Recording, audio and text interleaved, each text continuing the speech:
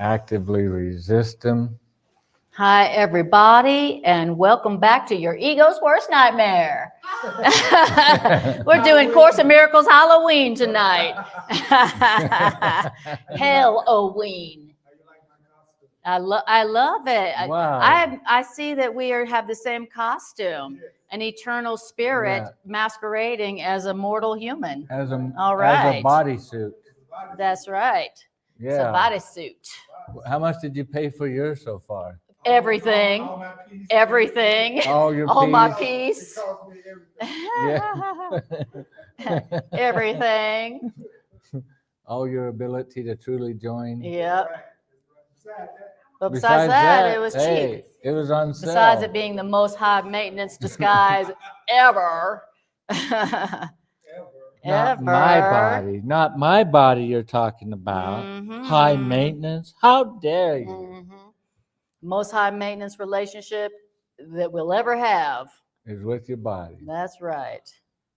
All right. So fittingly for tonight, since we just went through Halloween love, is entitled what? Shadow Figures. Shadow Figures. The Shadow Figures. And I have titled this section, Why the Relationship Patterns and How to Break Them. Okay. Anybody ever noticed any relationship patterns? That keep reoccurring? That keep reoccurring in your life. Are we going to have the same talk again? Don't wait, the same fight. Come on, baby. In Last time you didn't listen to me. What makes you think you're going to listen to me this time? I'm just going to say the same stuff. That's you're exactly going to say the same stuff back. Yeah. In fact, I could tell you what you're going to say back to me. How about we do that? I'll be you, you be me. That's perfect. And then I'll just listen as usual. And nod and agree. And I'll say, yes, dear. You'll be a dutiful wife. See? Oh, what a beautiful wife you are. Yeah, really. More like full of duty wife. Oh. Dutiful, full of duty. Okay. But you all still have a cute booty. Oh, well, thank you, honey. That's all that matters, right? Well, sometimes. Sometimes. Okay. So, guys, where we're at today is we are in chapter 17. Hi, Mary. Mary says, hi, you beautiful spiritual teachers. Oh, it would take one to know one. That's Miss right, Mary. Miss Mary. And Irene, she says, hi, mighty companions. I love it. Lovely to see you guys. And talking about mighty companions, I had a download this week. Oh. And the download was this. All right. Is if you're going to study A Course in Miracles, surely you have to know before you even get very far down the road what the world as a whole believes in. And for you to venture into something that's telling you there's no such thing as sin, not in the way that you have understood sin. There's no such thing as separation. You're not a body. There's not a world outside of you. All of the things that the world doesn't agree with, those premises. And you already know the way the world thinks because you used to think the way the world thinks. But what Spirit showed me is the reason I call them mighty companions is because it takes some mighty willingness, some mighty strength, knowing how the world thinks, and you're still going to go through the door. You're still going to go through the door and say, you know what? I'm still going that direction. Even though you know the world's going to go, oh, you're studying what? You believe what? But you still chose, I'm going to go that way. And so Spirit was just showing me this week, the people that I come across in this pathway, I'm like, I know it all because I realized that you had to lay fear down to step over the threshold. And for me, I really respect that because who can always do that? We can't always lay our fear down because our fear has such a grasp on us. It holds us. And yet, just being here with us in the curriculum that the whole world ridicules and mocks and shames and says of the devil, and yet you still said yes. And for that, it can only make me love and respect you more. And I really am truly doing that more this week, because it's almost like Spirit's been doing what Spirit does, is share with me. This is how I see your mighty companions, Greg. I see them as warriors, standing strong, going, I know what the world's going to do and say, but I choose to go forward anyway. And that's how I see them, Greg, is, whoa, wow, you laid your fear down and crossed over. Good for you. They face their fears. Yeah, at the beginning of A Course in Miracles, they faced it right away. And that's what the Course is in large part about, is facing our fears. Yes, that's what we're going to do tonight. I'll step Face out. our fear. I'll step out and see how the mic Excellent. sounds. All right. All right. Welcome everybody here at the Miracle Center and in person. And where we're at today, if you want to follow along with us, is we are in chapter 17, section 3, and we're in the complete and annotated edition, which is the another version of the original edition, and it's called Shadow Figures. So, Shadow Figures. So, Carol, which book do you have? Purple or blue? Purple. Okay, 17:3, Shadow Figures. Okay, we're going to talk about why we have the relationship patterns that we have.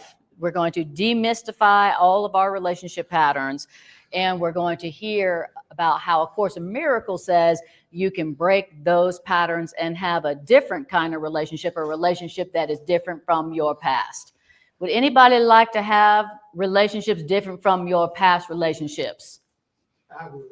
Okay, all right. I would. Then we have got the class for you. And remember, how's it sound?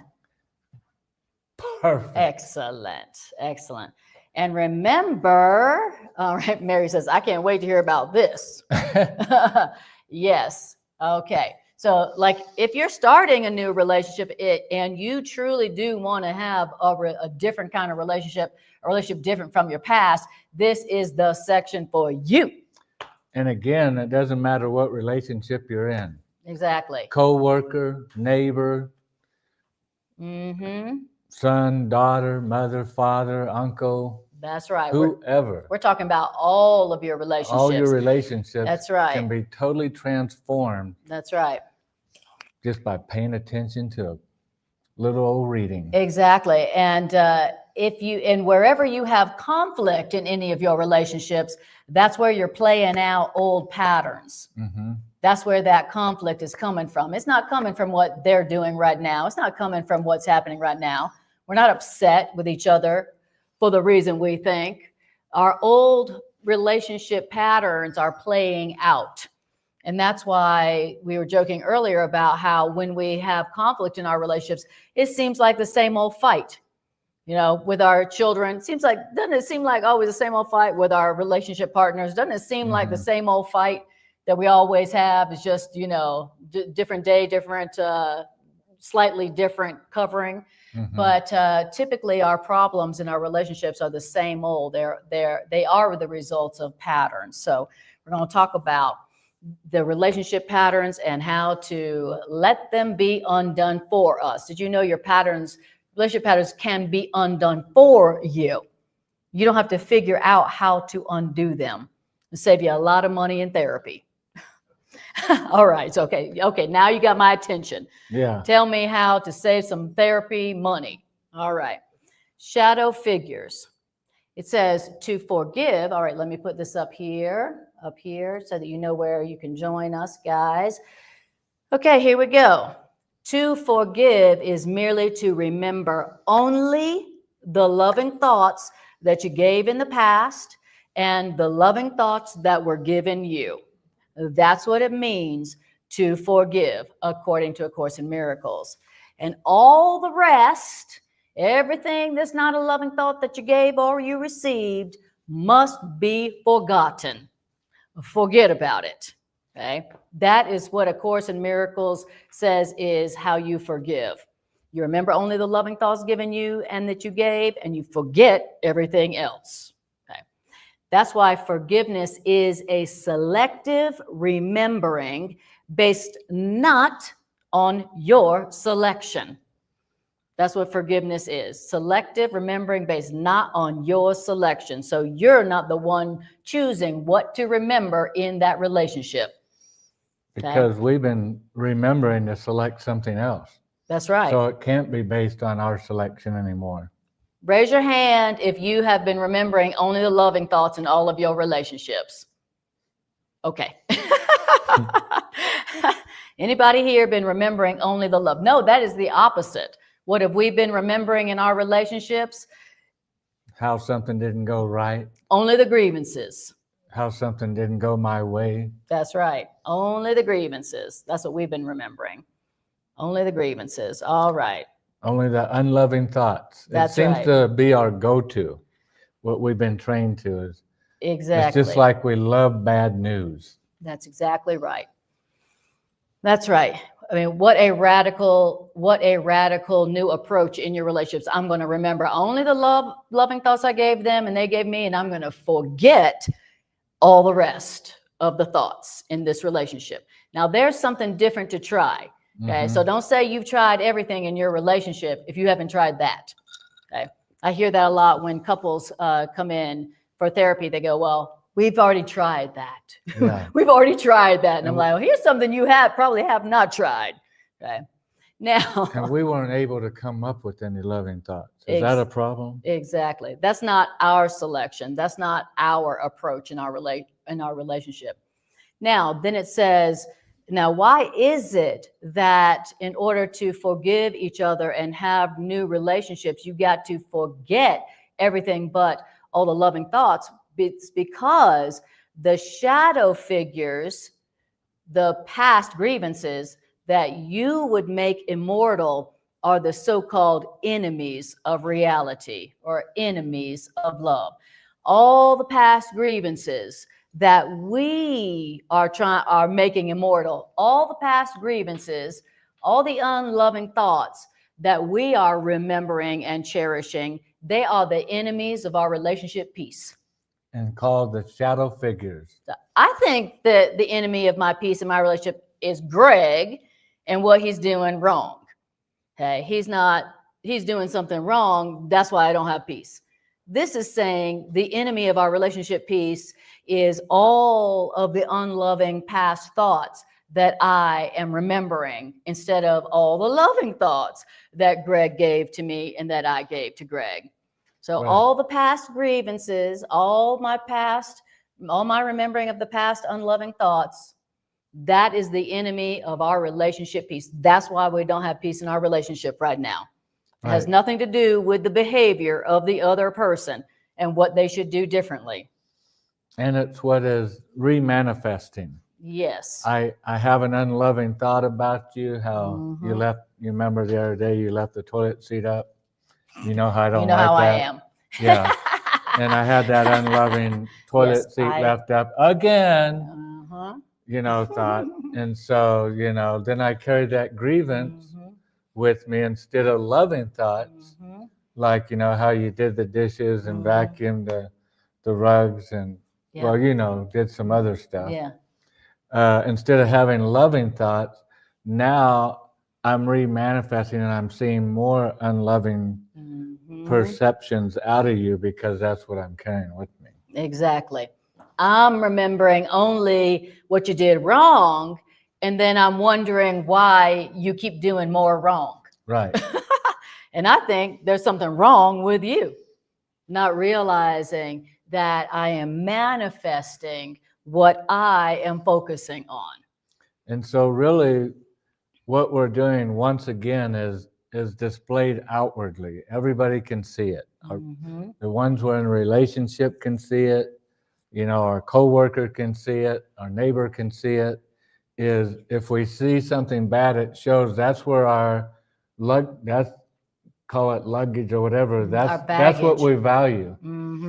That's the treasure we value that we're carrying with us is what did you do wrong? Right, exactly. And now I'm seeing more projections of what you did wrong because it's where my treasure is. It's what I've been carrying. Yes. Now, if I've been carrying loving thoughts with me, then ironically, mysteriously, magically, it almost seems that I see more loving attributes of that one that I'm in relationship with. Yes. And we're always blaming the person, but we're the one manifesting it. That's exactly right. That's exactly right. And I love the way that you use the word baggage, because we always talk about the baggage that we bring into relationships. Right. You know, and that is what we're talking about here. The baggage that we bring into relationships is our addiction and cherishing all the grievances from our past relationships. That's what the baggage is. It's not what was done to us. It's our grievances, our unloving thoughts that were given to us and that we gave, that we're bringing into our relationship. Okay? And by cherishing it and focusing on it, we are putting it into the future of our relationship. Right. So that's what we're talking about. And blaming them for showing up with it. Exactly. Blaming them for what we're projecting into our relationship. So, given all that, sentence 5, yes, be willing to forgive others for what they did not do. Does everybody see that? Sentence 5? Okay. Yeah. 17:3. Okay. And then we're on sentence 5. So here's the opposite of focusing on the unloving thoughts that were given you and that you gave, and then putting that into the future. Here's the alternative. Be willing to forgive others for what they did not do. There's a radical concept. And again, like you said at the beginning of class, you don't have to understand these ideas. You can resist them. And it, the Course makes it so simple. God's way makes it so simple for us to get to the goal. And all we have to do is do our part, which is willing. We don't have to know how to see the situation. Forgiving is to see a different way. And I don't need to know how to see that different way. I just need to be willing. And that's my part. That's right. Exactly. Are you willing? And so apparently what we're upset with other people about is not what we think we're upset with them about is not what we're upset with them about. So be willing to forgive them for what they did not do. What did they did not do? What you think they did that you're upset about. Because that's not what you're upset about. So be willing to forgive others for what they did not do. Why? Because the past grievances, the shadow figures, your past grievances, are the witnesses you bring with you to demonstrate they did what they did not. Right. It's because of what you're carrying from the past and your grievances. And projecting on them. Why it's manifesting. Right. And wherever it manifests from, now we're going to have more grievances. Exactly. So and that's the pattern. I am willing to forgive you for what you did not do. Okay. What I'm upset about is not what I think you did. I'm willing to forgive you for that and understand why I'm really upset. At the source of it. Exactly. Which is the grievances that I have brought with me from my past and have projected onto you. Why? So that I can get vengeance on what I think was done to me in my past. So what I'm upset with you about is what I think, what I'm still upset about what I think so-and-so in my past did that now I need to see you as doing so I can change the past through you. Okay. He goes on to talk about that. And because you brought those grievances from your past, you will hear those grievances in your present relationship. Because you bring your past grievances from your past and have projected them on others, now you're going to see the mirror of your past grievances. So now you'll say, oh my God, Greg's like every other man. Right. Men are so blah, blah, blah. Right. You know, and I'll think that I'm upset with Greg about what Greg has done, which is mysteriously just like what all other men have done to me in the past. Hold up a mirror and shown you that you're holding on to past grievances, and you keep doing that loop over and over. Exactly. And I'm just another mirror. That's right. Coming before you. That's right. Exactly. Because I have brought my past grievances from other relationships into this relationship, I will hear my past grievances coming through you in my present relationship. Isn't that deep? Mm-hmm. Wow. So what my grievances with Greg are going to be a mirror of the grievances I have had from my relationships in the past. Mm-hmm. And then I'll go, see, men are all the same. Yep. See, okay, not realizing that I am seeing my pattern, not his actions. Mm-hmm. All right. And I, who kept my past grievances by my own selection, I don't understand how my past grievances and how these patterns, my relationship patterns, came into my mind. And I don't understand what the purpose of my relationship patterns are. Whew, that's right. I don't understand. I'm seeing my relationship patterns / projections. I don't understand that. I think I'm upset about what Greg did. And that's why it says you got to be willing to forgive them for what they did not do. Okay? You got to forgive them, be willing to forgive them for what you think they did to you. Okay? Why? Because that's not what you're really upset about. You're the one who has projected that onto them. Okay? Can we, Yes. like an example, so I'm thinking something hardcore. Okay. Go hardcore. Somebody Let's hear said, it. You know, it's not your projection. They said something really rude to you or slammed a door in your face. Okay. That's not a projection. So you're mad about that, or I'm mad about that. Mm-hmm. How is it that that person did not do that? Well, it's taken self-accountability that this has to be coming from a grievance that I've been carrying in relationships in the past. That's where we think it's coming because of the way they just now behaved. Exactly. And They that's, did that. They did. yeah. They and did say those words. And they did do that. They did say They those did words. something unloving. You know why? Mhm. Because I carried something unloving from a past relationship. Mhm. It might not have been with them, Mhm. but the point is when I come out of relationship with anybody, with you, and I carry something that's an unloving thought, I'm planting an unloving experience for my future experience, Mhm. because that's what I chose. That's what I valued. Mhm. You believe I valued that? I must have valued it because it's what I wanted to experience again, is unloving, another unloving thought. And so I took it from that relationship. Held a grievance. And now it manifested in my relationship with you. And instead of blaming myself for tripping up and making an error, only carrying loving thoughts out of that relationship instead of a bad report, an evil report, an unloving thought, why would I choose that to carry out of that relationship? Is there nothing I could have found in there, in that soil, but a bad seed? Was there no good seed for the teacher of God to find?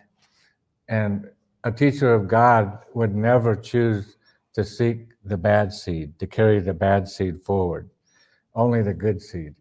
And The ego world would tell us, well, that's just being totally irrational to behave like that. And heaven's response would be, oh yeah, have you ever tried it? Have you ever tried living like that? Where all you did was play it forward, good thoughts from the relationship, and then see all of a sudden people are manifesting good thoughts more. And then you go, oh wow, I don't understand how that works like that, but it works. Mm-hmm. And then the applications themselves will demonstrate that the ideas are true. Beautiful. Thank yeah, you. and then the Course in I Miracles. love that when you want to get in Great there. question. Because Anna and I think most all of us here are like that. We want to get in the trenches That's of right. it and go, come on, let's slop some mud on us with this. And then Cray ACIM lady, I love that name, says, good question from the audience. And then Cray ACIM lady says, tell them to call their mom. If all else fails. That's right. Because you know you're going to get loving ideas to plant forward with your mom. That's exactly right. Hopefully. And the Course in Miracles says that the worst that anybody can ever do is to agree with an unloving thought we already have about ourselves. So if we already have an unloving thought about ourselves, why? Because we've been given unloving thoughts. Only then can their unloving thoughts offend us or hurt us. So if you hadn't given any unloving thoughts in your past, when they gave an unloving thought to you, you would say, poor dear, they must be having a bad day. Okay, so it's not that it stops that behavior from someone. It's that we're unaffected by it in the hurt. Right? Yes. And then, and you're being willing to forgive that person for what they did not do, which is to attack you and hurt you. Then now you are curing the cause of the pattern of people randomly, unfairly attacking you. Okay.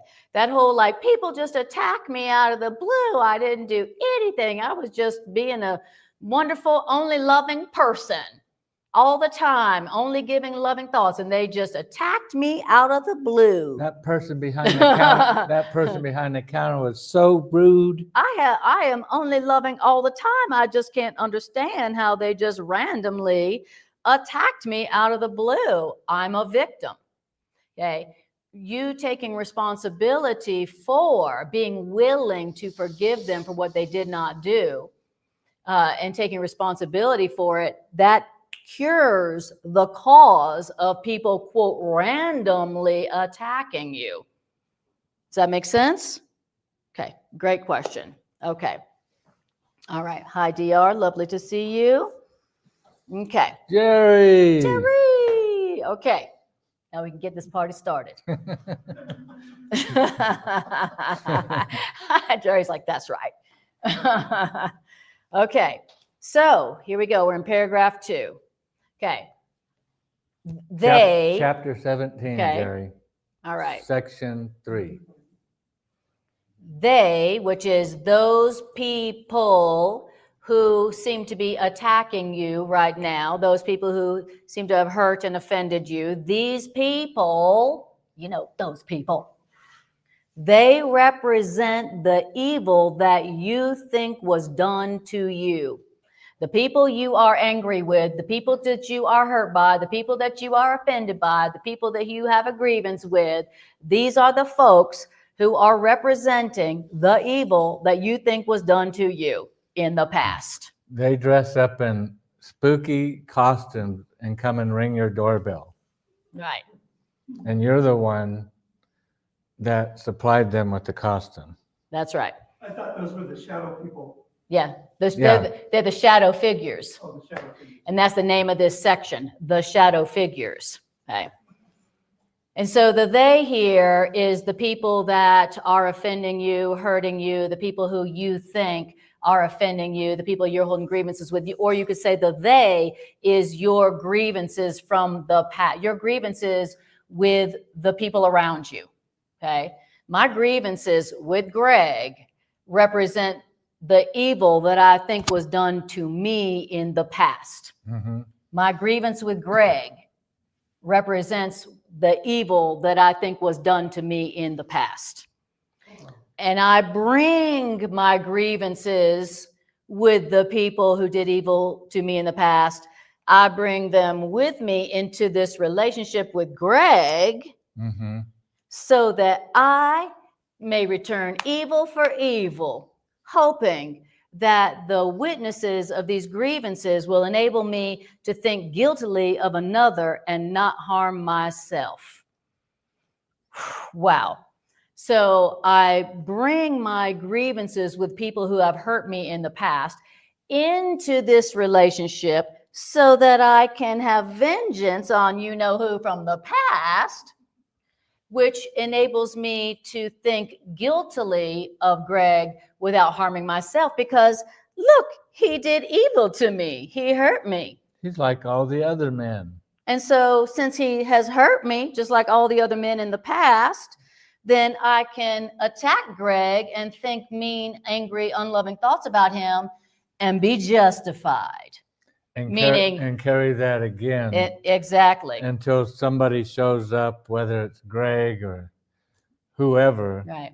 and demonstrates what's hidden in your luggage. Exactly. That's right. And we think that our anger is just like, since I think that my anger at Greg is justified, then I think that I can think unloving thoughts about Greg and experience no harm to myself. Okay. I can have attack thoughts about him and be totally free from all the effects of having attack thoughts because they're justified. Right? It's like, well, if my attack thought is, if my grievance with Greg is justified, I mean, Well, did then- you hear what he did? exactly, then I can think unloving thoughts about him and have no ill effects of myself because I'm just responding to what he did and I'm just a victim. Isn't that deep? Mm-hmm. I carry my grievances with people from the past. I carry them with me into my present relationships so that I can attack those people and I can attack people for those grievances and be justified and innocent and have no ill effect from my attack thoughts. Whoo-wee. Okay, this is the dynamics that go into relationships that are full of pain, anger, guilt, and grievances. Does anybody have any pain, anger, and grievances in any of their relationships? Okay, that's what I thought. So this is for other people, okay? Yeah.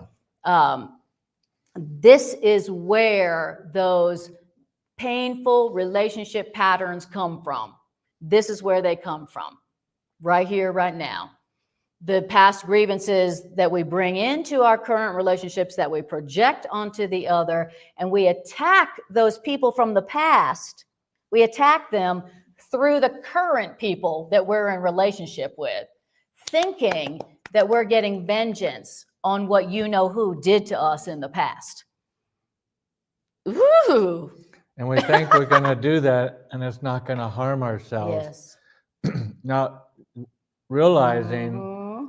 it's Mm. we are harming ourselves because carrying now more vengeful thoughts with our attack on them, we're going to encounter this loop all over again. Exactly. It's like we're stuck on this little mouse wheel, you know, and we just keep going and going and going and going. Mm-hmm. And it's the same pattern over and over. That's right. Until we wake up and then we're aware of what we're doing and we catch ourselves. And it's so tough because our eyes and ears are witnessing to, they did something offensive. Mm-hmm. They took my peace away. They hurt me. That really hurt. It really did. Mm-hmm. And again, it's so hard to get off of that's where the pain's coming from. No, the pain's coming from me carrying grievances. Mm-hmm. And here's another opportunity. Do I want to carry another one again? Or do I want to cut the cycle and say, Yes. no, there's got to be a better way. That's right.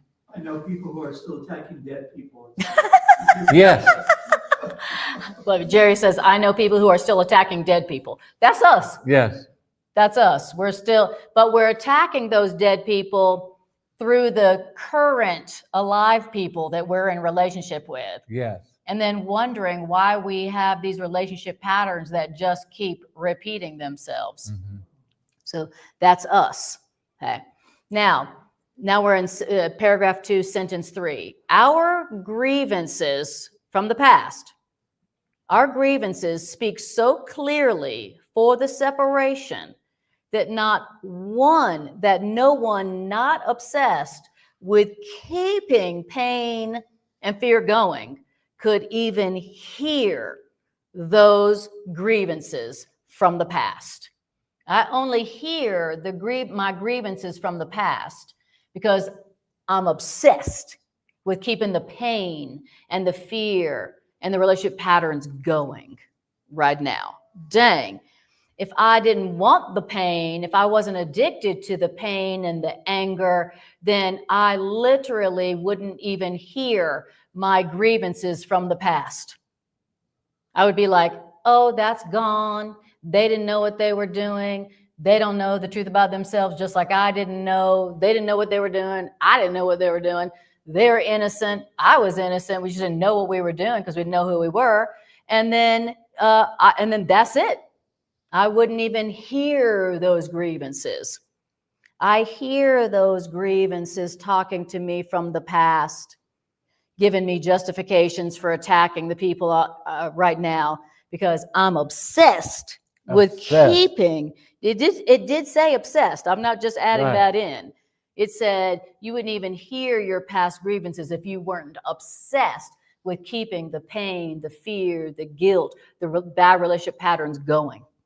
Woo-wee. Yeah, and we're blaming it again on them. They keep making it happen. Exactly. But we're obsessed with keeping separation going. Yes. With separation. We're obsessed with separation. We love separation. It gives us our individuality. It makes us feel like we can make decisions on our own. We're the king of our own universe. We're pretty smart. Mm-hmm. We can be recognized and seen. Exactly. And so have you ever noticed how difficult it can be sometimes to let go of your grievances? Yeah. Anyone? Yeah. Okay. This is why. Because it's not like grievances are difficult to let go of. Mm-hmm. They hurt you. They produce more to have grievances about. Why is it's so damn difficult to let go of grievances when they hurt us? It's because we hold on to those grievances because we are obsessed with pain. And we're obsessed with being the victim. And we're obsessed with fear. That's why it's hard to let our grievances go. You know, grievances are so hard to let go. Oh, it's so hard. That's what we always say, right? I'm going to therapy now for 20 years to let go of my grievances. They're not difficult to let go of if you really only want peace and you only want peaceful relationships. They're not difficult to let go of unless you're obsessed with keeping the fear and the pain and the guilt going. And separation. Everybody take a breath. Yeah, but you haven't heard my grievances. Well, let me tell you, as a psychotherapist, I heard a lot of grievances. And I've had a lot of grievances, right? But because I'm not obsessed with keeping pain and fear and guilt going, now when my ego's like, ooh, remember how you should be still mad about what you know who did to you? I immediately go, they were insane. I was insane. And they didn't even change my reality.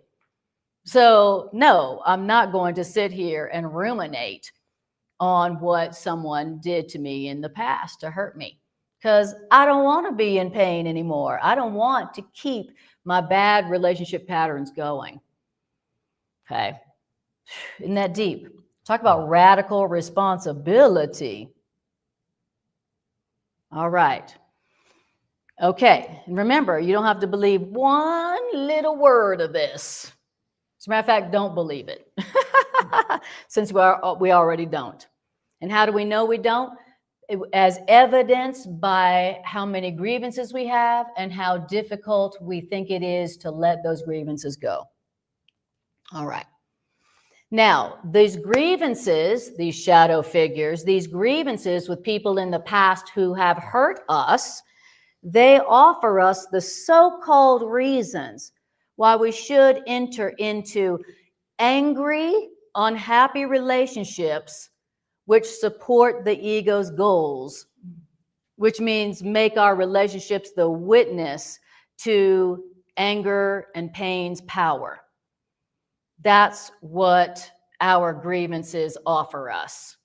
The so-called reasons why I should keep entering into relationships where I am continually offended and angry and upset. Wow. And notice, talking about the ego's goals, and which is separation, and the power of it. Our grievances are, springing up as the witnesses to the power of separation. Yes. And that's Yes. where the only place it's coming from, that power, is our continuing to carry unloving thoughts from our relationships In the past. in the past. That's right. So every grievance that I hold from the past is giving me so-called reasons why it's a good idea to keep forming relationships with people that I'm offended and hurt by. Every grievance that I hold is giving me reasons why I should continue to be in relationship with people who keep offending and hurting me. Isn't that deep? That's what my grievances do. They're telling me I should continue to enter into relationships with people who are unloving, people who don't recognize me. Isn't that deep? So another reason why we want to let those grievances go, which means what? Forget about everything but the loving thoughts from the past, of the loving thoughts you gave and that were given to you in the past. Forget everything else, or else you'll be holding grievances, which will be doing what? Making you attracted to more relationships where you have more grievances. There's the pattern. My grievances with people in the past keep making me enter into relationships with people where, oh my God, look at all these grievances I have with this person. Isn't that deep? So if you really want to have a new kind of relationship in the future that's not dominated by grievances, this is the way to have that. This is the way to break that chain. This is the way to change who and what you are attracted to. Anybody go, oh my God, anybody ever thought, man, I have a bad relationship picker? My relationship picker is broken. You ever had that thought? I have. I was like, dang, there's something wrong with my relationship picker. Okay. They're all showing me what I'm carrying from the past. That's right. But the problem was not the problem. My relationship picker is being controlled by my continuing to cherish the unloving thoughts that were given to me in the past, my grievances. Right. That's what I want to keep my focus on. That's right. And if you really knew the truth, you wouldn't hold any grievances. If you knew the truth, you'd be like, that person doesn't know the truth about themselves, and so they were insane and acted insanely, and I didn't know the truth about myself, and so I acted insanely. Okay, so we're the same. So where's the grievance? Right? If you really knew the truth, you wouldn't hold a grievance. If you knew the truth, you wouldn't be acting like a victim. You wouldn't be like, I can't believe they did that to me. If you knew the truth that they were doing to you exactly what you do to them and others, then where's the grievance?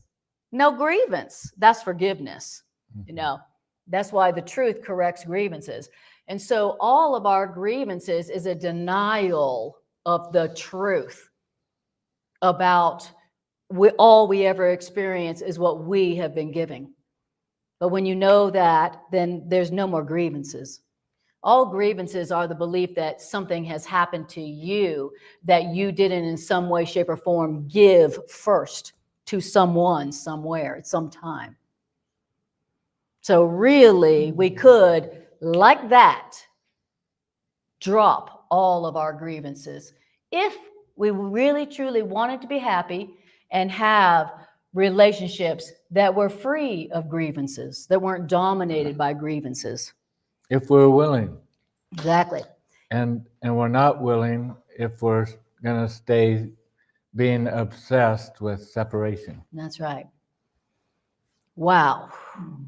Okay. Now, if you are having a relationship where you're not dragging your grievance baggage into that relationship, and you're not projecting the grievances onto them, your grievances, so that you can get vengeance on your grievances finally, then you will be having relationships that only get better through time. Can you imagine having a relationship where it just gets better over time?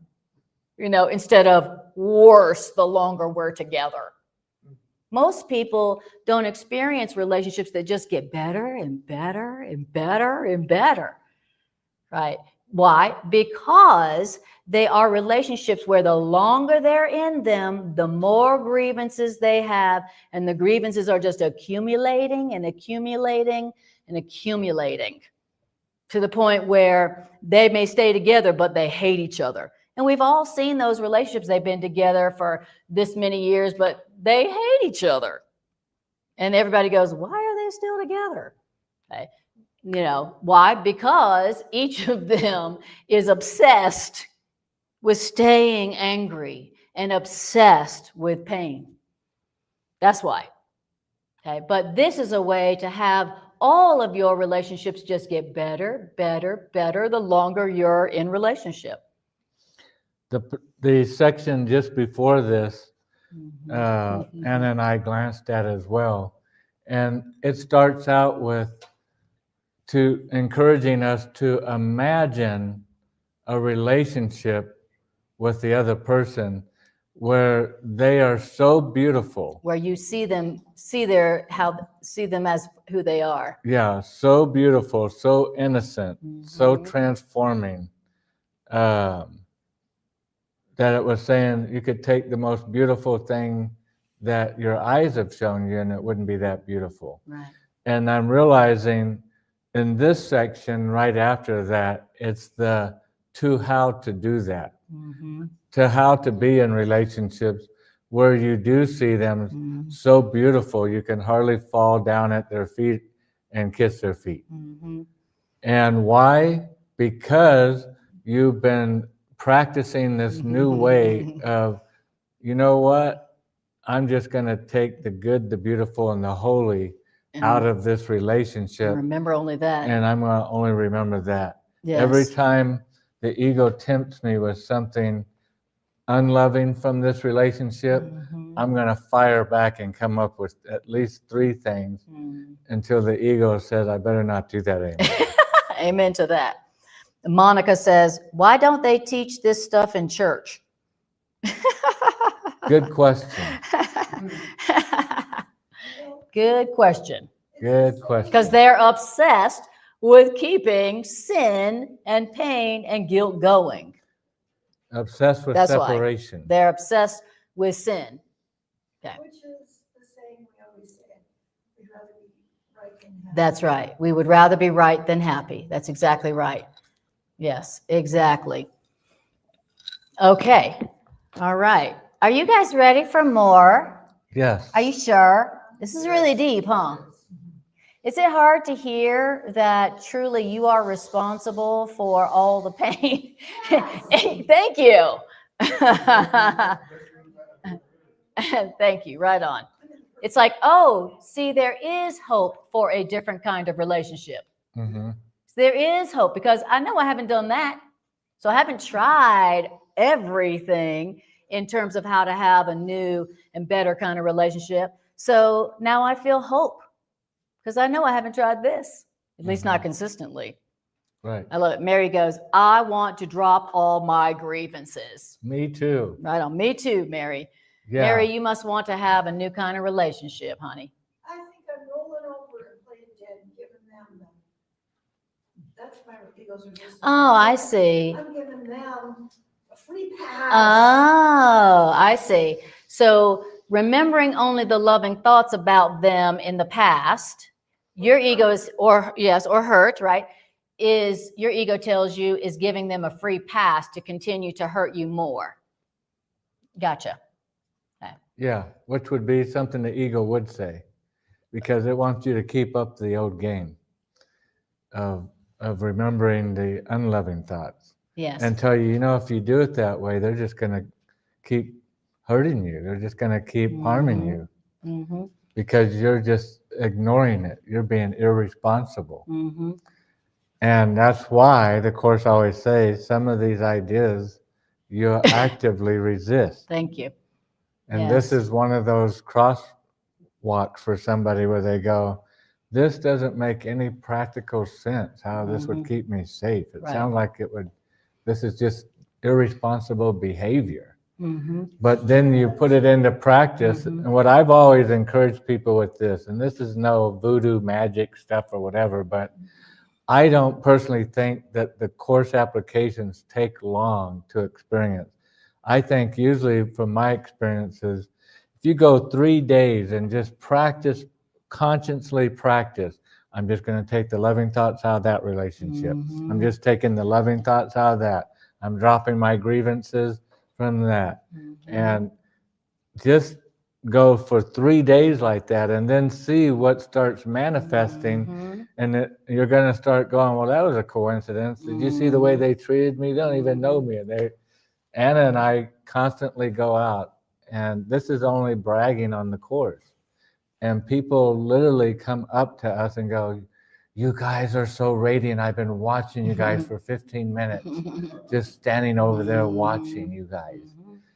And you'll start recognizing a contrast between the way I'm applying things in life now to the way I just irresponsibly was doing it before, because I was doing something irresponsible. I was attacking myself by carrying grievances.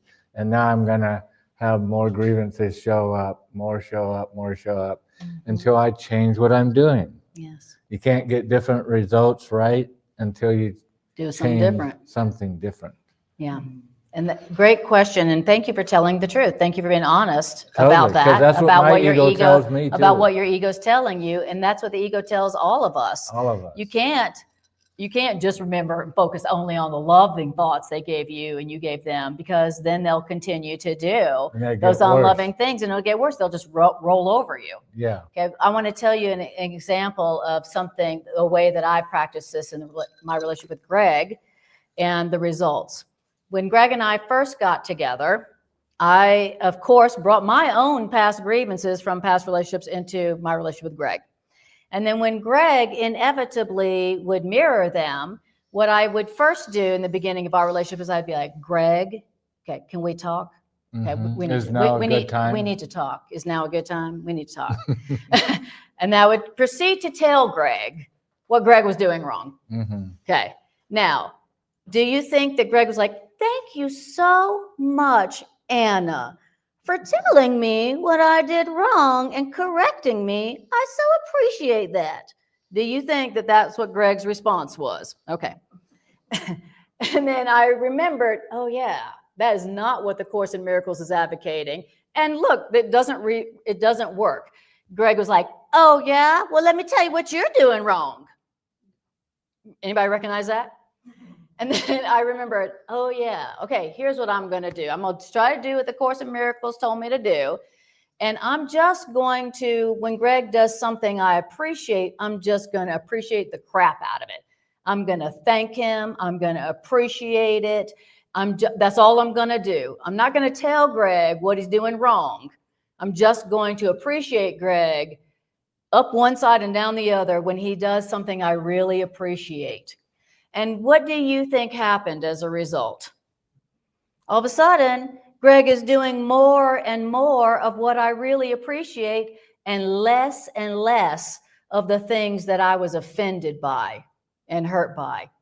To the point where now he rarely does them. And I don't go to Greg. Literally, as I appreciate Greg, as recognize his loving thoughts and appreciate them, then that's all Greg, that's the majority of what Greg does. He doesn't even do those things anymore. And he doesn't do those things anymore, not because I pointed out his errors and corrected them for him, telling him, thank you, you're welcome for that, right? So that's a real life example of how focusing on the loving thoughts truly did replace what the unloving thoughts. And this is how powerful this is in the world of application. So you can be at work, and the way your relationship has gone before is you keep having these unloving thoughts about your boss or a coworker. Mm-hmm. And you just keep looping those unloving thoughts. And the relationship stays that way. Mm-hmm. Frictional, Yep. confrontational, Yep.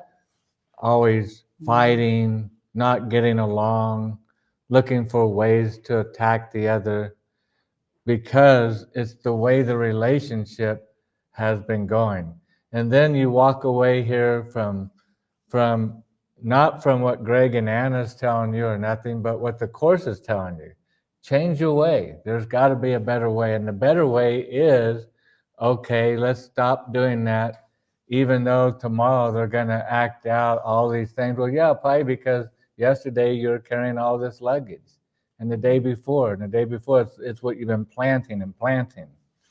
And now we're going to plant a new seed, which is, the loving I'm thoughts. just going to be thinking loving thoughts about my boss, my coworker, my neighbor, whatever that relationship is. I'm just gonna do that and see what happens. Just appreciate the loving thoughts they are doing. Mary? So I'm gonna be the devil's advocate, because my daughter is here for the weekend. Oh, perfect. And children, as you know, if Yes. you have been doing something for a while the wrong way, Mm-hmm. and now you've really changed in the present moment to do it differently, Mm-hmm. you're still going to have them bringing up what you did in the past. Mm-hmm. So right in the moment, it's going to come at you, Mm-hmm. and you're like, okay, there it is. Mm-hmm. Unfairly treated, Mm-hmm. criticized, you know. Yes. And you realize, okay, that's a pattern that was put in place. And so in the moment, you have to go, is there truth in the criticism? That's right. Mm-hmm. And so then you go, okay, so in that moment, you have to decide, I'm not going to take it personally, but everybody takes it personally. Mm-hmm. Right. Right? Mhm. The worst thing you can say to somebody is, don't take that personally. Yeah. They go, don't take this personal, but Yeah. okay.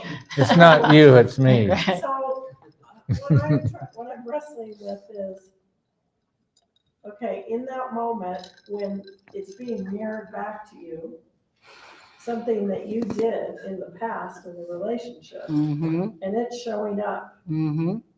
and you've changed, but in that moment, I think that's the critical moment where you say, okay, I'm going to look past that, and I'm not going to engage their ego, because their ego is trying to engage your ego Mm-hmm. in that moment. Mm-hmm. Mm-hmm. And so it's like, okay, is there any truth to what they said, Mm-hmm. and where did it come from? And how do I look past it? How do I look past it in that moment so I don't join their ego? Mm-hmm. Which is so hard with kids. Right. I mean, your adult children, Mm-hmm. because you're like, oh my God, they're marrying, and you're like, wait a minute, I haven't been doing that though. Mm-hmm. It's like, oh no, Mm-hmm. you're right. That's So right. they're they're mirroring that for you. So how do you apply this in the moment? when It's that it's happens? so hard because in the moment, because in the moment we've always handled it the way we handled it before. They're coming at us with a grievance, Grievance, yeah. and so we got two choices. I can take this like a baton, and I can carry it into my tomorrow experience with more grievance. Right. Or that's what is being awake, is practicing awareness, mind training, right? Is what A Course in Miracles is about. Training the mind to be on guard of my kingdom. I have to be the guard, staying at the kingdom gate going, what's going to come out of this? Oh, you're offering me a grievance? It's very justified. Look, bravo, look how well you performed it. And you delivered my own mail. And so do I want to accept that mail, or I say, And make you more. know what, I'm tired of this junk mail. I'm going to do a cancellation and fill out a postcard. And the way I do it is in that moment, I remember I need to take out of this loving thoughts. And later it gets into, like always, I'm not at the ability to do that. I need a helper. And so I need to be calling on spirit going, Before I respond, help In that me, moment, in that moment, before I get involved here ask for help. and carry the and I baton go, of "What's the grievance. lesson? Love holds no grievances." Yeah. Mm-hmm. And spirit So wants, you can really Right. feel that. right, Remember, that's why these lessons, if you have to really work at it, because it's so easy to just, you just go, wait a minute. Yeah. That they just unfairly treated, Mm-hmm. grievance. Mm-hmm. It's not fair to say that, because none of it's true. And you feel your hair go up on the back of your neck, and you're like, but if you can just say, love holds no grievances, and in that moment, energetically, not have a reaction. Right. And in the first paragraph, it tells us exactly what to do, And so what it's saying was, remember only the loving thoughts that this person gave you and you gave them. And it literally says, forget all the rest. So it gave us the instruction in the first paragraph, in the first sentence. Like it always does. In the first sentence, it's always telling us what to do, what to do, what to do, what to do. Usually always in the first sentences gives you the answer, and then it spends 13 paragraphs. Yes, exactly. Explaining why that's the answer, because That's we don't right. want to just go, Oh, so that's the you just answer. want me to Okay. remember the loving thoughts and forget all the rest? That's not very healthy. Exactly.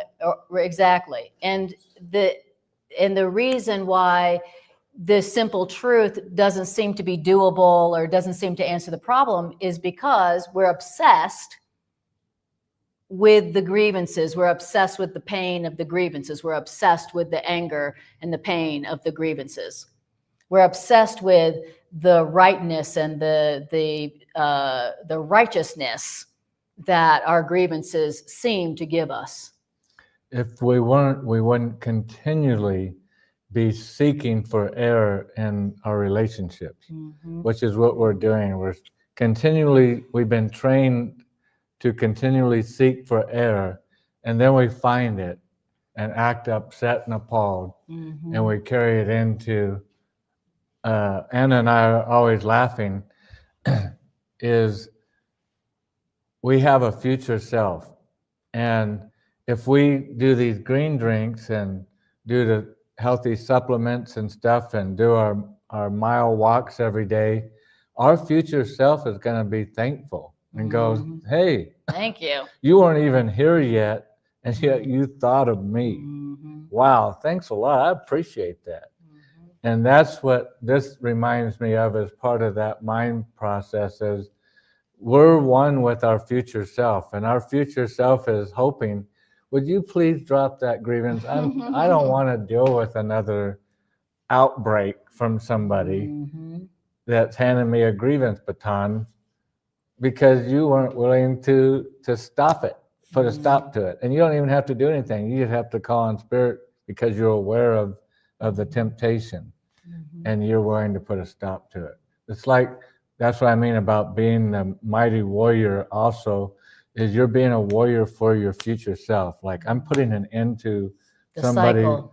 attacking cycle. myself Yes. tomorrow or Yes. 3 days from now or a week, whatever, because I Mhm. was wanting to be right so bad that Mhm. I was just going to take another grievance and carry it out of that relationship. Mhm. The problem is, I shouldn't call it the problem, but someone inflicts a grievance, it's their grievance about you, Mhm. but then you have a grievance because they Mhm. had a grievance about you. So now you have a grievance about them. Mhm. So Right. it's so automatic. And we're both doing it now. It's And- so automatic. They go, wait, you just unfairly treated me, said Mhm. something that was a grievance. Mhm. So now I have a grievance that you had a grievance about me. And so now I'm going to make some more grievances Right. and then wonder why my life is so hard sometimes. Right. Why so many So- You know, idiots are Right. around me in my life? and the Course in Miracles answered that in the first paragraph. Yep. The premise of your statement was they gave a grievance to me. Mhm. And About me. you're right. Yeah. And then the first paragraph said that that's a projection. What we're seeing is a mirror of our grievances that we've brought from our past. So the first premise is, oh, this is my grievance. Here it is again. And I'm like, I recycle. Yes. I brought back for you what you threw away. Exactly. And so instead of, oh my God, Greg is giving me a grievance, which is now giving me a grievance. So now I'm going to give him a grievance. Which is going to carry another grievance forward. Then I do what A Course in Miracles says, and I go, this is my grievance that I brought from my past, that I'm still holding from the people in my past, that's being mirrored to me, that I want to stop now. You know, That's a tough one. I know. Sure. I know. Yeah. It's None really of us, hard to go, wait, none of wait a us minute. truly believe this, or we would not suffer at all. None of us truly believe this yet, because otherwise we wouldn't have problems, we wouldn't suffer. Good point. So we all don't believe it, you know, but what we're doing here is we're expressing our willingness. Like it said, are you willing to forgive them for what they did not do to you? You know, their grievance is, they're not doing anything to you. They're just mirroring what you think you've done to others in the past that you feel guilty about. And so now you've attracted the punishment for what you think you did. You held grievances in the past. You attacked people in the past.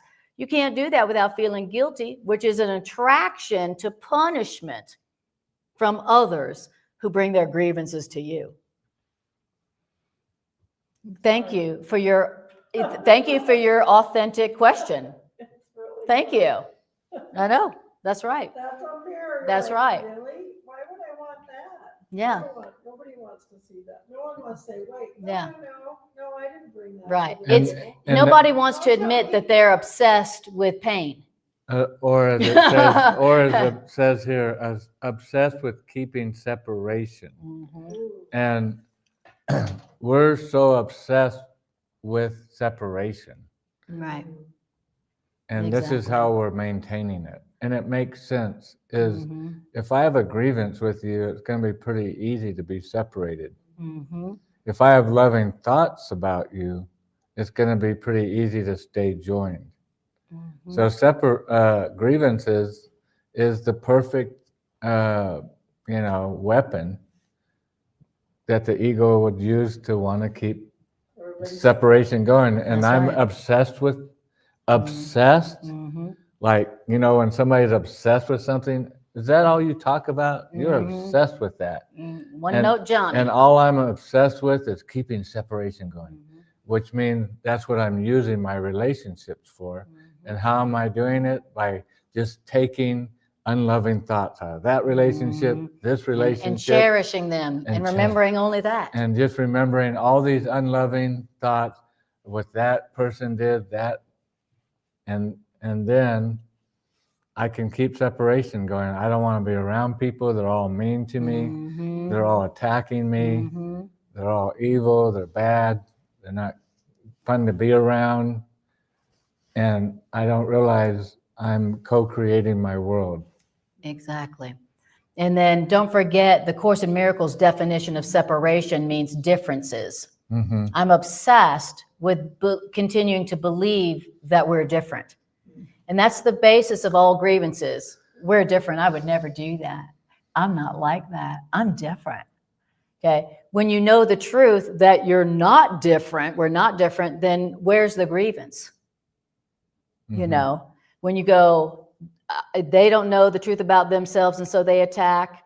I don't know the truth about myself, so I attack. We're not different. Where's the grievance? So I'm obsessed with keeping the differentness, my differentness going, not realizing that it's keeping me unhappy and lonely and angry, which is also keeping me sick. You know, every time, you know, all the grievances bring with it anger. That's anger. Well, what do you think anger does to your body? What do you think anger does to your relationships? It's poison. It's poison to your body. It's poison to your relationships. It's poison to your world. Mm-hmm. You know, so when I'm not obsessed with being different, then now I can remember only the loving thoughts they gave me and the loving thoughts I gave them. And now I'm not experiencing the anger, the guilt, and the grievances, which is poisoning my mind, my body, and my world. So all grievances end when you realize we're the same. You know, we're the same. I don't know that I'm an innocent child of God, and I have forgotten that truth, and so I attack and make more pain for myself, and they are exactly the same. We are exactly the same. Beautiful. All right. Okay. Well, we're going to do only one more paragraph. Lucky for you. Mm-hmm. You're like, phew. And then we'll complete for the evening. All right. Okay. Beautiful. Paragraph 3. The shadow figures, your grievances from the past, they always speak for vengeance. And all relationships into which your grievances enter are totally insane. Without exception, these relationships that your grievances have entered into have as their purpose the exclusion of the truth about the other person and of yourself. And that is why you see in both people, you and them, what is not there, and make of both of you slaves of vengeance. Woo-wee. If I bring my grievances with people in my past into my relationship with Greg, I am making me and Greg slaves of my vengeance. Dang. Because if I bring my grievances with people in the past into my relationship with Greg, now Greg has to pay the price for what you know who did to me in the past. That is the cost of grievances. If I hold a grievance with somebody in the past, somebody else is going to have to pay for that. Somebody else is going to have to make up for that. And who do you think that's going to be? Whoever's closest to you, whoever's in relationship with you is going to have to make up for and pay the price for what somebody else did to me in the past. Now I'm going to make both of us slaves to the vengeance I am seeking for what you know who did to me in the past. Isn't that deep? That's the price of bringing in grievances into your relationships. You can't bring your grievances into your relationship and not make both of you a slave to the vengeance that you feel like you need to get them to pay for what somebody else did to you in the past. Isn't that deep? That's the cost of grievances. Isn't that deep? That's a very high price to pay for something they didn't even do. Wow. That's the price we pay for bringing, this is all relationships into which your grievances enter are totally insane. All those relationships now have the purpose of making sure that you get the vengeance that you sought on the people in the past through the person you're in a relationship with now. And this is also why whatever reminds you of your past grievances, no matter how distorted the associations by which you arrive at this resemblance may be, attracts you and seems to go by the name of love. And finally, this is the reason why all such relationships which your grievances have entered into become the attempt at union through the body, because only bodies can be seen as means for vengeance. Dun, dun, dun. Dun, dun, dun. Why is it that I seem to be attracted to people and relationships where I have a lot of grievances, where I seem to be hurt a lot? Why is it that I'm attracted to people who I feel hurt by? Why is that? And then the people who come into my life and they're so kind and nice and friendly and generous, I'm like, oh, I'm not really attracted. Oh, I don't really have time for that person, right? But the people that we feel so offended by, attacked by, we have all these grievances with them, we are totally attracted to them and have all the time in the world with them.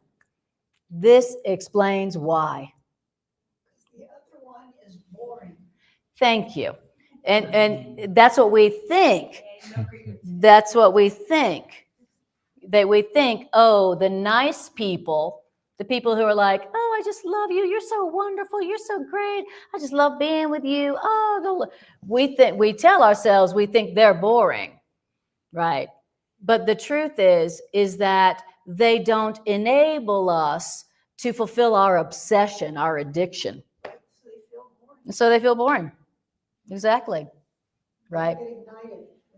Exactly. And so we've all heard it a million times. Why am I attracted to this type of person?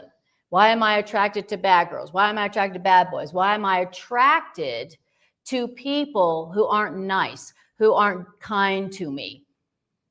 And the people who are, I just don't have time for them, or I'm just not attracted. Because this explains that. My obsession with separation.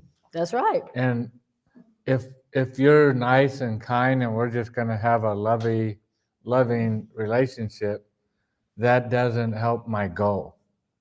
My goal is I'm obsessed too, okay? Mm-hmm. Can't you see that?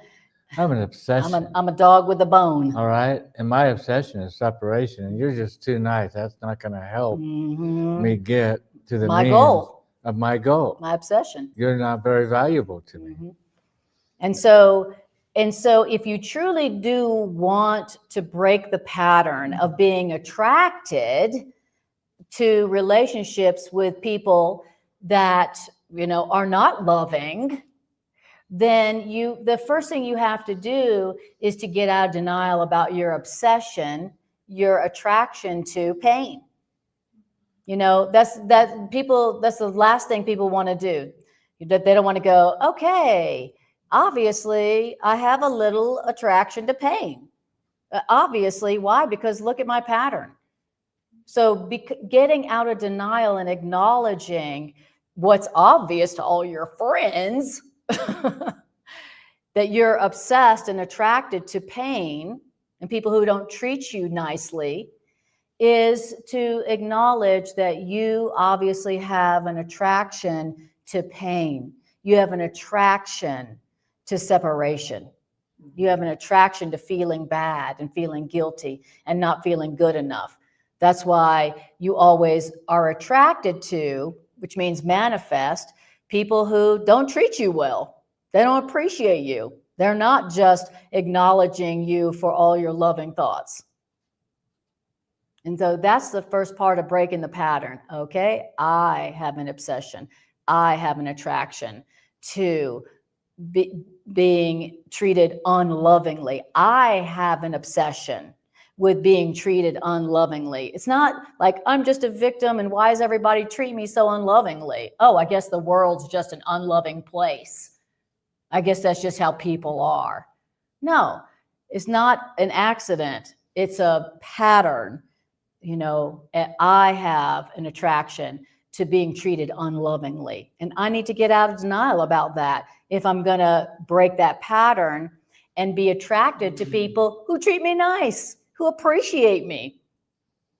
And the way out is to take loving thoughts out of my relationships Exactly. and take those with me. And remember only those. And as the unloving ones come in, if I can't put it down on my own and replace it with loving thoughts, then ask for help. Yeah. Ask for guidance and say, Yes. you know, Spirit, Help me. I'm really having a hard time seeing anything loving in this person. Mm-hmm. I'm just so triggered. I'm so upset. And Spirit's going, well, gee, you just demonstrated some willingness. Very good. Good job. Mm-hmm. Yes, beautiful. Okay, well, how do you feel about that? Hopeful, beautiful. Yeah, like I can, Yeah. like I have something to do with making a change Yes, in my reality. yes. I'm not hopeless. I don't feel hopeless Mm-hmm. knowing that I can take loving thoughts out of relationships. I can do that. And if I can't, I can certainly ask for help. Mm-hmm. That's right. I have those abilities. Mm-hmm. And that is Holy Spirit's job, is to help us to see, to remember only the loving thoughts. And remember, it says, are you willing or be willing? So if you can't remember only the loving thoughts, then the answer is, are you willing? Acknowledge your willingness and ask for help. And you remember the section before this talked about how, section 2, how the Holy Spirit, all the Holy Spirit can see is the loving thoughts about the other. That's all the Holy Spirit can see. The Holy Spirit can't go, well, I see that, and you know what they did. We talked about that. Their little problem. Yeah, but I also see loving. No, the Holy Spirit only sees the loving thoughts about them because the Holy And Spirit you. knows how it works. Is that way I'm carrying forward only loving thoughts. I'm carrying forward Holy Spirit. That's all Holy Spirit wants to experience back. But we're trying to learn how to be made in the image of love. Exactly. Beautiful. Any other questions or comments? I thought it was interesting that it started out with saying you wanted to exclude the truth about yourself, right? And then then you attracted to whoever reminds you of your past grievances. That's right. But you're gonna tell yourself you're falling in love with them, Right. right? And then you're going to try to union with them through the Bible. Sounds familiar. Absolutely. That's how we do it. You know, so in most cases, when people are attracted to somebody, they're just being reminded of their past grievances. That's right. But they think they're falling. Exactly. It's it's like, you know, whoever I feel like will enable me to get vengeance on you know who hurt me in the past, I'm attracted to that person. I feel like I'm falling in love with that person. Why? I think, oh, because they're so wonderful. No, my ego's like, ooh, I can get vengeance on you know hell who didn't treat me right by getting this person to pay for that. You're gonna make up for what the other person did. That's exactly right. You're gonna make up, and if I think I can get Greg to make up for what you know who did to me in the past, I call it love. I go, I'm in love. Right. That's what I call love. This person will enable me to get vengeance on you know who from the past who didn't treat me right. You know. Wow. Isn't that deep? That's crazy. Okay. And that's why it's called falling in love. You know, better, they could call it tripping into love. I'm tripping in love, tripping into love. I'm falling because that ain't love. That's the opposite of love. You know, that is creating relationships where now both of you are going to be slave to each other's grievances. Mm-hmm. It's like, you know, you're going to make up for what you know who did to me. And that's your job now. That's your function. You're going to make up for what they did. You're going to treat me different, whether you like it or not. But I love you. And then we wonder why our relationships get worse over time, less loving over time. This completely explains all of our relationship patterns.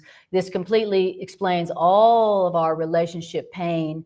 And it absolutely teaches us how to break those cycles, how to break those patterns. Thank you, Course in Miracles. Mm-hmm. It tells us exactly how to do it. And it goes on for like 9 more paragraphs to do that. Yeah, So 13 paragraphs. if you're really serious, And we only did 3. yes. Mary says, I will be listening to this video over and over. I love it. Your first sentence was the answer. The first sentence you read. I know. Forgiveness It took me, is only That's right. Exactly. I bet it took me like Mm-hmm. 4 or 5 years of reading the Course until I picked up on that pattern. I was like, the Course always comes out like the very first sentence, not the first paragraph, the first sentence, and tells you the answer. That's right. And then Exactly. it spends all these paragraphs having Explaining to sit it. down and explain it to you because it knows you won't just take it at face value. That's exactly right. It knows we need it a lot more complex And than even, go, yeah, I was going Yeah. to say, even after 13 paragraphs, Mhm. it knows we still want to argue with it. So then it let has alone another one section. sentence. Yeah. And so that's why then it has a whole another book that's this thick. That's why, that's why it's a miracle that you get a new perception. Yes. section. Yeah. And that's why the Course in Miracles is just saying the same thing over and over again. Over. That's why it takes this whole book. Mm-hmm. Right. None Right. of them- yeah. Now, another way of looking at it, Exactly. which is the same way, but Since we know you didn't accept and believe what we just said about the truth over here, we're going to say it another way. And since we know you didn't get that, we're going to say it another way. And since we know you didn't get that, we're going to say it another way. Right. Thank you, Course in Miracles. Yes. Right. for having so much patience. Yes. It's a miracle that you get the meaning, right? It's a miracle that you have a correct perception. Exactly. Exactly. It's a lot. And the Course in Miracles says that the last perception you will ever have before you wake up and go beyond perception is you'll go, oh my God, the truth is true. Oh, what it's been saying is actually true. Right. And then that's it. You wake up, you go beyond perception, you go to knowledge. You don't have to learn anymore. Because what's the one thing we're all learning is that, that's true. Oh, the truth is true. Oh, what it's saying is actually true. Oh, That is what we're learning. Oh, we all really are one. And when we accept that truth finally, then the need for learning is over. So, okay, beautiful. Well, let's go ahead and do just a 2-minute integration meditation where we take these ideas and just feel the peace that they offer us and enjoy that. Let's see here. All right. And also, if you would like to do a love offering, there's that basket right there with the blue book. You can put your love offering in there. And thank you for that. So you can do that after class. Okay, let's see. Okay. So if you haven't already, close your eyes and take a breath.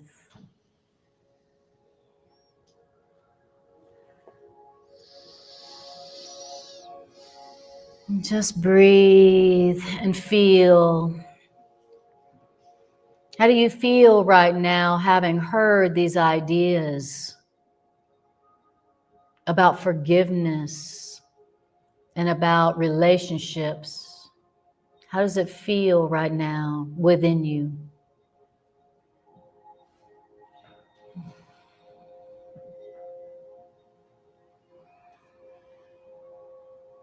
And just enjoy that feeling.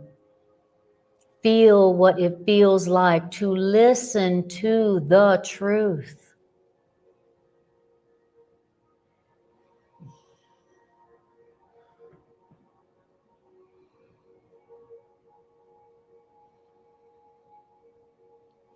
And let's practice it. I want you to bring to your awareness right now a relationship with someone with whom there's some conflict of some kind.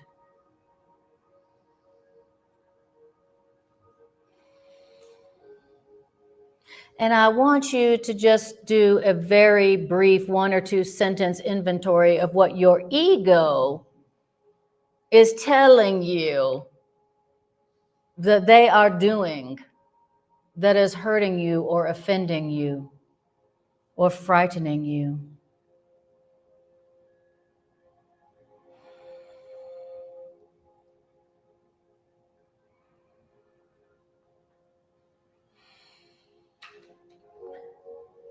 Look at your grievance with them. And now I want you to just take note of what has been the effect of this grievance with them. Has it made them change? Has it made you and them any happier? Has it made your relationship happier, safer, more abundant?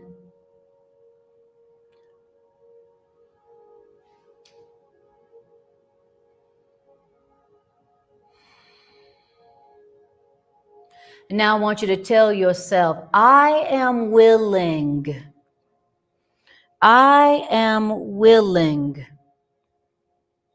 to remember only the loving thoughts that they gave me and only the loving thoughts I gave them. I am willing.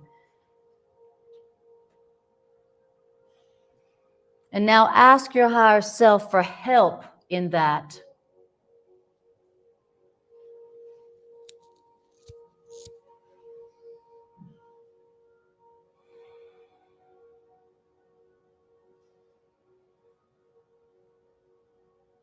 And now I want you to remember, what are the loving thoughts that they have given to you? What are the loving things and thoughts that they have given to you? What are the loving thoughts and things that you've given to them?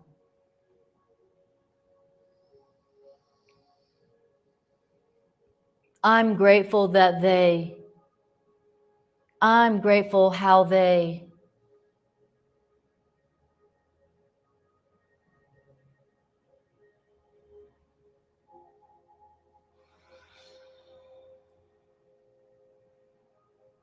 I really appreciate when they.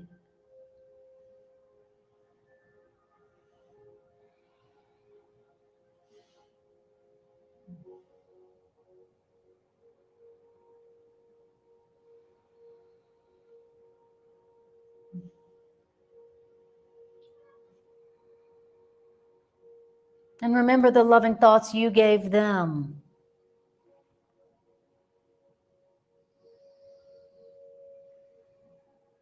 Remember the loving things you did for them.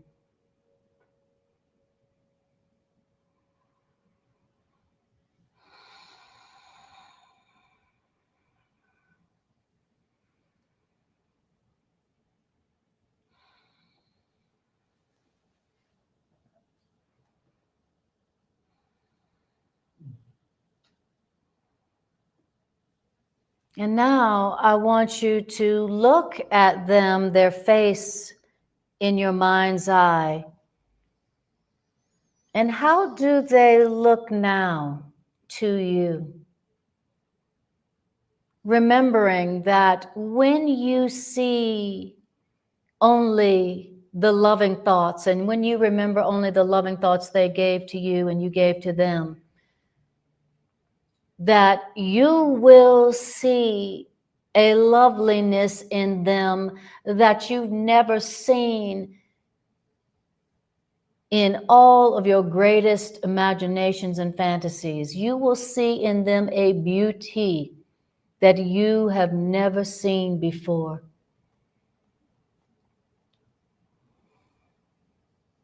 What does this person look like underneath all the grievances that you have projected onto them? What do they really look like? Their only loving self. What does their only loving self look like? See how beautiful they are. See their true loveliness.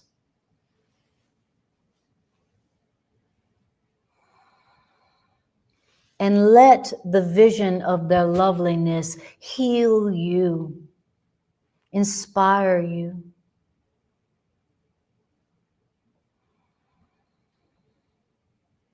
This is your Savior, whom love has sent you to save you from your grievances that you have been using to keep you from being happy, really happy, and only increasingly happy. So thank them. Thank them. For their willingness to love you, irregardless of whatever mistakes they made. Thank them for their willingness to love you.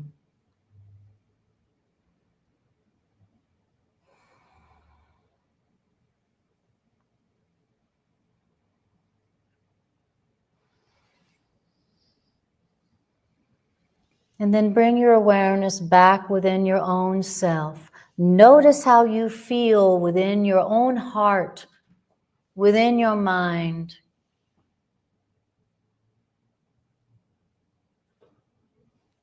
After your willingness to remember only the loving thoughts they gave you and that you gave them.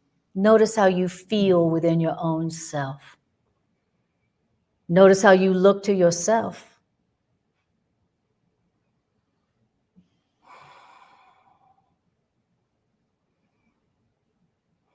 And then tell yourself, I am willing to remember only the loving thoughts that everyone has given me and I have given to everyone. I am willing. I want that. Holy Spirit, higher self, please help me to remember only the loving thoughts that were given me and that I have given. Thank you. And know that this prayer, this request to your higher self can never go unanswered. And it is being answered now.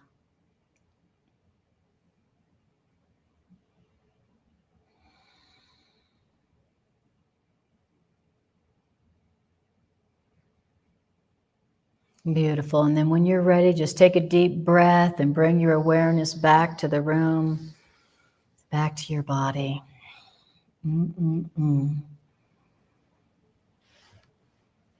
Beautiful.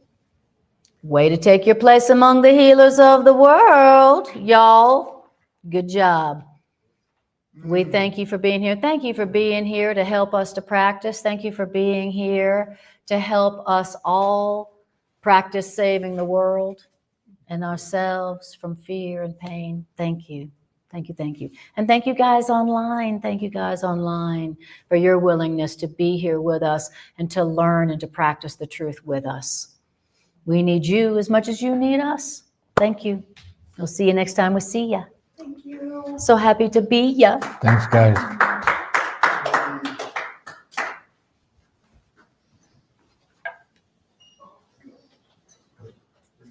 Whatever reminds you of your past grievance.